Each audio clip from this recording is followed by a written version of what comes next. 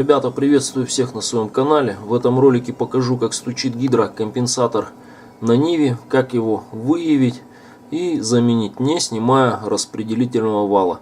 И послушаем, как работает этот мотор.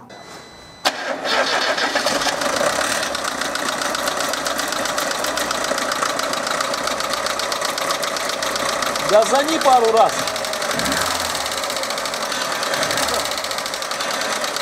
Все, достаточно. Гидрокомпенсатор. Поднимаю один, второй. Есть упор. И вот еще один компенсатор. Заметно. То есть данный стук был конкретно гидрокомпенсатора. Его будем менять. Еще раз. Для общего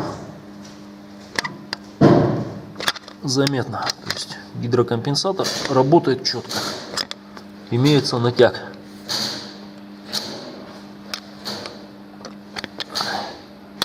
И вот этот вот. Все, будет меняться гидрокомпенсатор. И покажу, вернее не покажу, а попробую поменять этот гидрокомпенсатор, не снимая распределительного вала, корпуса распределительного вала. Отгибаем кулачок и толкаем его в бок. Он слетает. После чего ключ на 22, желательно накидной, чтобы открутить сам гидрокомпенсатор. Как и говорил, ключом на 22, накидным срываем. Если у кого-то нет желания таким образом срывать, то берется ключ на 13, отворачиваем раз, два, три, гайку. Вот в этом месте резинка, то есть вот эта вот полностью площадка, ее можно поднять.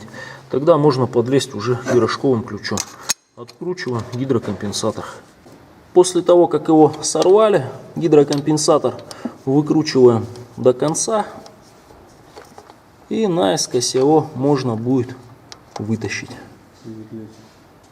Ну, правильные люди говорят правильно, извлечь.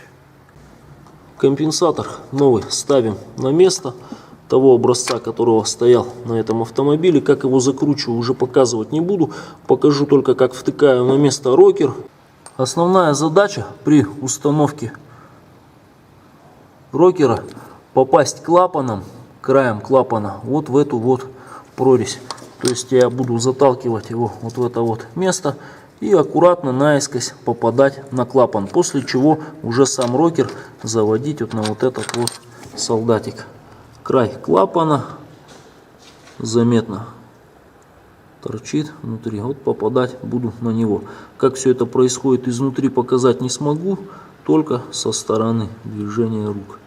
Рокер завожу сбоку и попадаю его на клапан. Это ощущается в тот момент, когда он становится на него. Приподнимаю выше. Сам солдатик желательно немножко отогнуть ниже. Но рокер слетает. Пробуем вновь.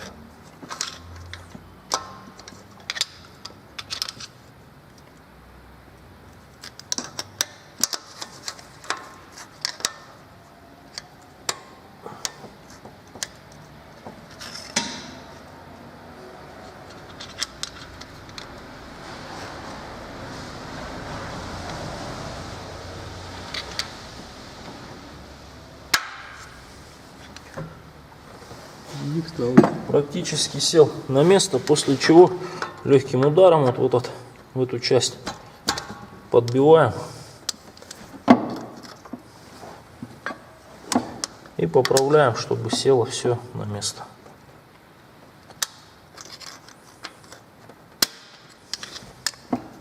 Все, гидрокомпенсатор стоит на месте, рокер тоже. Ну и при желании обязательно проверьте совпадение рокера на клапан с обратной стороны.